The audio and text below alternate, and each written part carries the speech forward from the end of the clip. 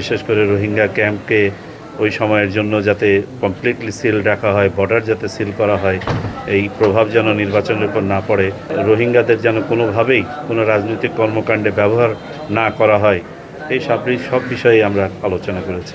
নির্বাচনকে সামনে রেখে যাতে করে আইনশৃঙ্খলা পরিস্থিতি স্বাভাবিক থাকে সেই জন্য যা যা করণীয় একটা পরিপত্রও জারি করা হয়েছে। সেগুলোর বিষয়ে কীভাবে মাঠ পর্যায়ে কাজ হচ্ছে দেখার জন্য এসেছিলাম। আপনারা তো কক্সবাজারে থাকেন, আর আমি তো কক্সবাজারে ভিজিটে এসেছি। কক্সবাজার ডেফিনেটলি অত্যন্ত গুরুত্বপূর্ণ বিধায়িত আসা। কক্সবাজার বাংলাদেশের একটা গেটওয়েও বটে, এবং কক্সবাজারে আমাদের রোহিঙ্গা সমস্যা আছে, উদ্বাস্তু সমস্যা। কক্সবাজারের এদিক দিয়ে আপনার অস্ত্র চোরা কারবারির ব্যাপার আছে, মাদকের ব্যাপার আছে, আমাদের সমুদ্র বাউন্ডারি আছে, সেখান দিয়ে অবৈধ চলাফেরার ব্যাপার আছে।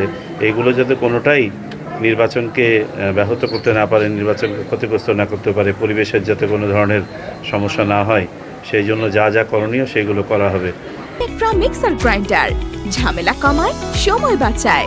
বিশেষ করে রোহিঙ্গা ক্যাম্পকে ওই সময়ের জন্য যাতে কমপ্লিটলি সিল রাখা হয়, বর্ডার যাতে সিল করা হয়, এই প্রভাব যেন নির্বাচনের উপর না পড়ে, আমরা আচরণবিধি অনুযায়ী রাজনৈতিক দলগুলো এবং প্রার্থীগুলো যাতে মেনে চলে, রোহিঙ্গাদের যেন কোনোভাবেই কোনো রাজনৈতিক কর্মকাণ্ডে ব্যবহার না করা হয়, এই সব বিষয়ে আমরা আলোচনা করেছি। এগুলো প্রথাগতভাবেই হ্যান্ডেল করা হবে।